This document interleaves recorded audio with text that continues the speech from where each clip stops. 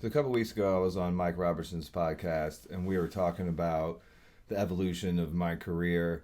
And one of the things that we touched on were mentors and continuing education, and that really got me thinking and made me want to put together this video, which is kind of a shout out to some of my mentors and also a way for you guys to find some good people that you can learn from that are a whole lot smarter than me. So I'm going to do this in kind of like an order of how I met these people. So the first person that I'm going to start with is someone that you most likely won't know because he's not big in the education industry, but he is a personal trainer in the town where my gym is, Steve Welch. So whenever I was first learning how to lift, this Steve was a personal trainer at the YMCA that I worked out at. And even though I didn't pay him for training sessions, he, like in his spare time, showed me how to lift correctly and taught me about powerlifting and like West Side and all that kind of stuff. So he was like kind of like my intro into lifting heavy and learning how to power lift. Next person is Alan Cosgrove. The thing that I learned most from Alan was, especially when I first started getting into his content, was just fundamental program design that was different than your typical powerlifting and bodybuilding program design. It was really my first look into training people to just be better at life and just overall, training fitness as opposed to strength or size. Next, I have to mention Dr. Brenda King, who is a chiropractor in the St. Louis area, who hired me at a gym called Golf Body Performance Center. And the biggest takeaway that I got from Dr. Brenda specifically, besides introducing me to Greg Rose and the Tiles Performance Institute, was this was my first introduction to the concept of neutral spine. So at this point in my journey, I had not really dealt with people with any type of back pain or anything like that to where I was going to try to deal with it. But now that I was working with golfers, it was part of my life, and she was the first person to really get me into understanding how to do that. And that brings me to number 4, Greg Rose, who is the head and creator of the Tiles Performance Institute. And that was my first introduction to thorough assessment and corrective strategy. My introduction to golf fitness, my introduction to sports-specific training in general, and also down the road, I got a lot from Greg by going to one of his speaker schools and learning public speaking. It was a horrible experience. I'm not really good at it. Number 5 is Jason Rullo from Pinnacle Personal and Performance Training. He was my boss for a few years, and he taught me a ton about personal training and how to conduct personal training sessions. He taught me about HIT, training to failure. He taught me about full body training in a bodybuilding format. He taught me, that was my first introduction to threshold training was through him. He introduced me to a lot of formal education and other seminars beyond Titleist, and also just like what a hard training session really was. Like, I had never, in the form of utilizing all energy systems within a training session and not just training one attribute. So from Dr. Brenda and Jason Rullo taking me to seminars as their employee, I was introduced to Gray Cook, who was a huge influence in my career. At this time, I was just getting introduced to him and learning about corrective exercise, more about corrective exercise and corrective exercise systems, functional movement systems, the FMS, the functional movement screen. I learned RNT, reactive neuromuscular training, from him, which was a thing that I focused a lot on at that time and still plays a major role in my training. And that guy has overall just been a gigantic influence on my training throughout my career. Number 7, Mike Boyle. I learned a little bit of a lot of stuff from Mike Boyle. There's a lot to learn from Mike Boyle. Number 8, Jared Williver, former business partner with Smart Group Training. I can't begin to list all the things that I've learned from Jared, but the big note that I took with Jared was being calm in the middle of chaos is real and much better than the alternative. So there were definitely times in business where we were both stressed out, and he was definitely the much calmer of the two of us, and there's just a lot of lessons to be learned there. And that's the biggest thing that I've taken away from Jared. Number 9 is Pat Rigsby, which was a huge business mentor of mine, and I learned a lot about business. At that point, just about everything about business. And that got the ball rolling. Some big takeaways I got from him were you get paid for done, which is a phrase he at least used to always use, which means at some point you just got to give up on getting it perfect and get it out and make it perfect as you go. I learned how to build a business I hate. I learned how to build an ideal business. And I learned in business I just need to do things my way, because you can't be all things to all people anyway. Number 10, another business guy, Thomas Plummer. Not near as big of an influence, but I did learn a lot from that guy, and a couple takeaways are, when you get old, you would give all of your money. Like when you get really old, you would give all of your money and all of your possessions to be young again. So enjoy youth. And I also did another speaker school with him. So you'd think at this point I would be good at public speaking. Number 11, BJ Gaddour. Boot camp, group training, progression and regression, circuit-based training, like group training. Like that was the big turning point in my group training career, is learning from BJ and getting a true understanding how to do it in a different way than what I had seen before. Like at this point, I have been doing a lot of personal training and been digging into the FMS and stuff, and was not interested in group training. But this guy really got me into group training, and a smart group training really was just the application of me and Jared trying to take the FMS and apply it to the model that we mainly learned from BJ Gaddour. Number 12 is the bandman Dave Schmitz.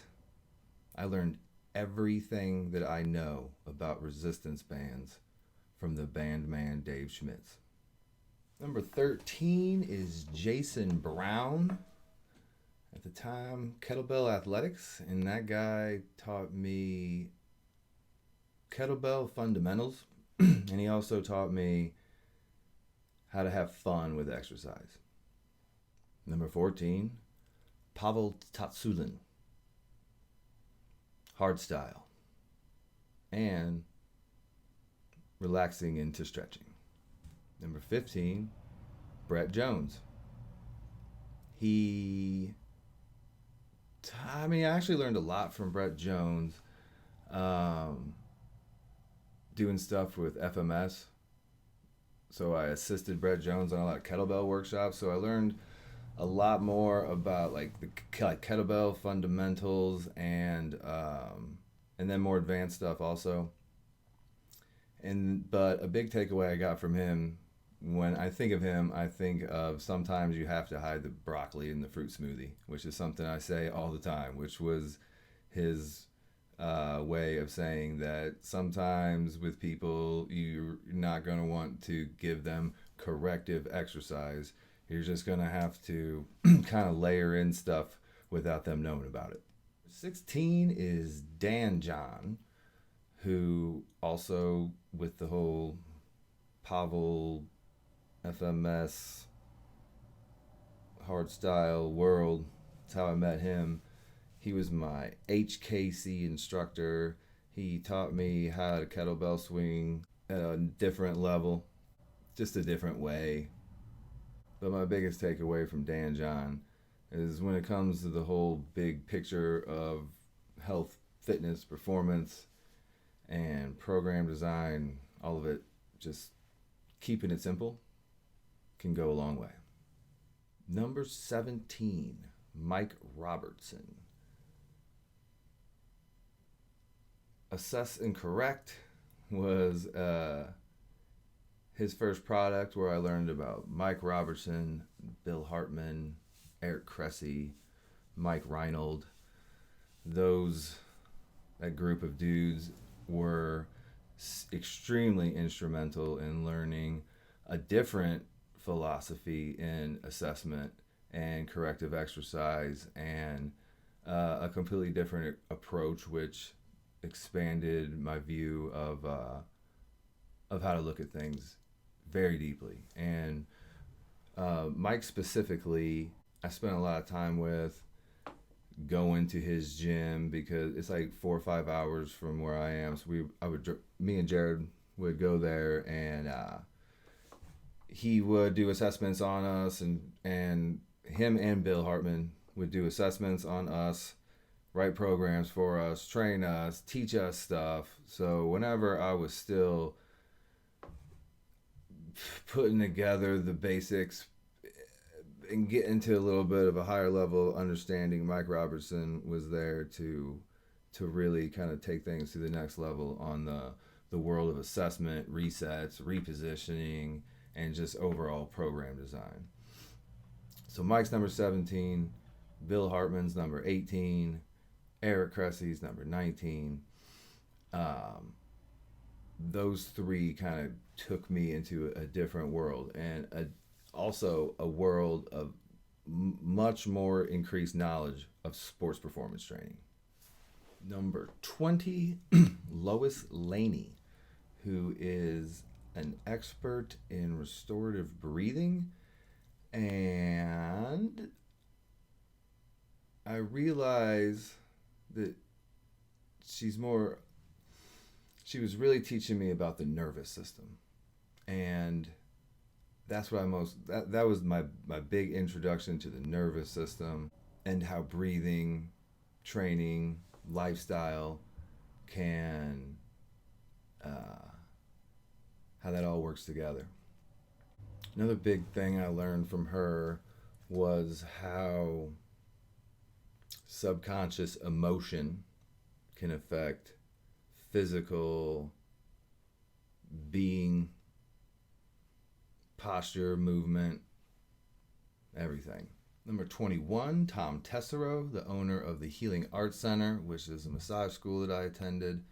So I learned a lot about massage, fascia, the biocranial method, which is interesting and fascinating, alternative healing.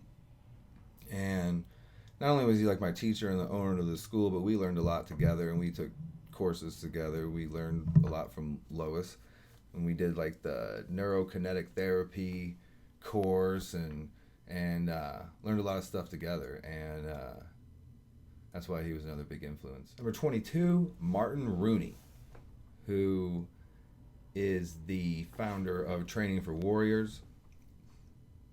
Learned so much from him by being part of one of his initial franchise, but just attending his seminars and learning from that guy in person is a great experience. And he really taught me about motivation, motivating others, walking the walk, and living it and not just talking it. Role modelship. Number 23, Joel Jameson. Learned a ton about energy systems and then energy system training, testing energy systems and training different energy systems, and just unconventional methods I hadn't seen before. His books and certifications have had a pretty big dent in increasing the quality of the fitness industry. Number 24 is not a person. Number 24 is an organization, the Postural Restoration Institute. Many people in that organization I have learned from. And the biggest takeaway and thing that I learned from a pretty good go at learning PRI is structural breathing. So I learned about breathing in the context of nervous system from Lois, and I learned a lot from PRI, and then Mike and Eric Cressy and Bill Hartman about structural breathing and how you can change your breathing to change your posture and movement. Number 25 is Master Stephen MacArthur, who's my Taekwondo instructor. I've learned a lot of life lessons in Taekwondo.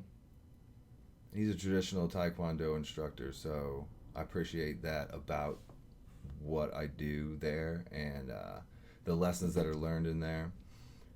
But beyond that, I learned that kicking is cool. Kicking and punching is cool.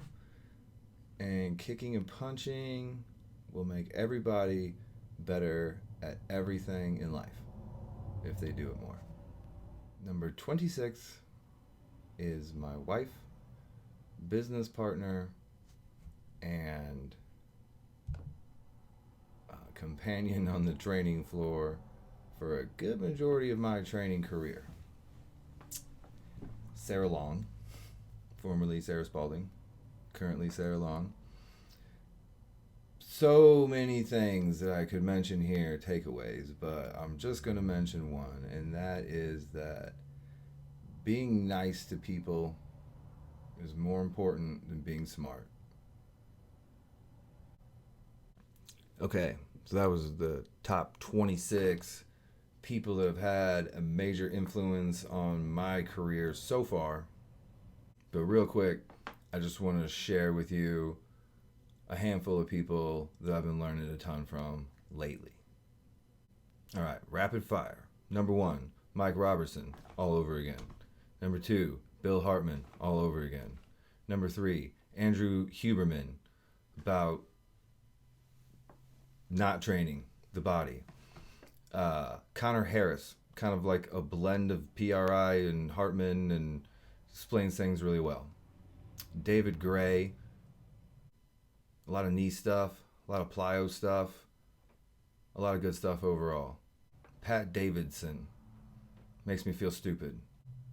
And last but not least, Zach Couples, who has a great way of explaining a lot of the concepts of all those people above and puts his own twist on it to help me understand that stuff better as well.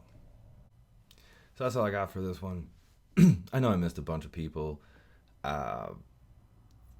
But I'm sure this video is already super long. I'm trying to keep things under 30 minutes, and there's 26 people, so maybe I'll do a follow-up video to this if people enjoyed this one with like the top 26 people I forgot on my first list. Hope you enjoy that trip down memory lane. Hope you got something out of it, and I will see you soon.